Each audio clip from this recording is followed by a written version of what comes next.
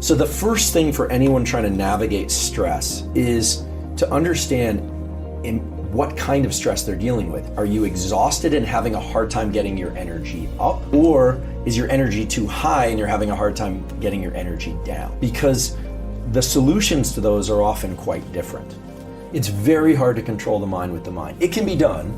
I say when in moments of stress, either excessively alert stress or excessively fatigued stress, look to the body, because there are mechanisms that have been built into the body designed to do this. Now, the reason I can say that is that the physiological side, the double inhale exhale, is controlled by a specific set of neurons in the brainstem that Jack Feldman's lab discovered.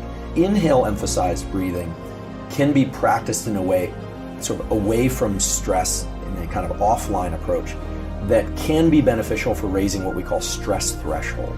So there's a whole other way to look at stress, which is to say, how do I get calmer in the mind when my body is freaking out? On the other side of things, when you're feeling overwhelmed and fatigued, there are two ways to approach that. First is the kind of foundation of fatigue, which is almost always poor sleep and scheduling of sleep. Getting better at sleeping is a whole set of practices. But sleep is a slow tool. It's not a real-time tool. Because if you're feeling exhausted and you have to get up and have your day, deal with children, deal with work, deal with life, we can talk about how to get better at sleeping. But in real time, what you want to do is you want to bring more alertness into the system. Focus and alertness. The way to do that is to take advantage of a very well-established medical fact. All medical students learn this, all MDs know this, which is that there's a direct relationship between how you breathe and your heart rate. So when we inhale, it almost feels like everything's moving up. But actually what happens is our diaphragm moves down.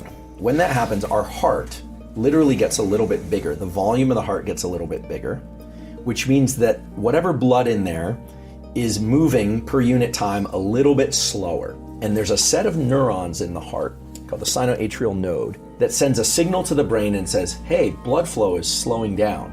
And the brain sends a signal back to the heart and says, okay, let's speed up, and speeds up the heart rate. So the short, concise way to put it is when you inhale more vigorously or longer, you're speeding up your heart rate.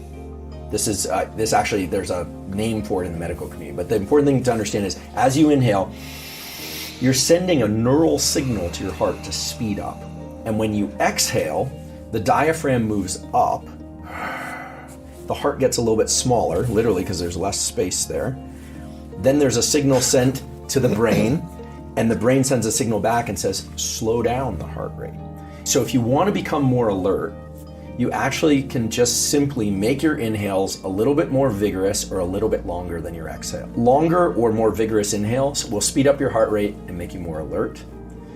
Longer or more vigorous exhales will slow down your heart rate and make you less alert. The repetitive breathing more quickly and deeply, this kind of thing,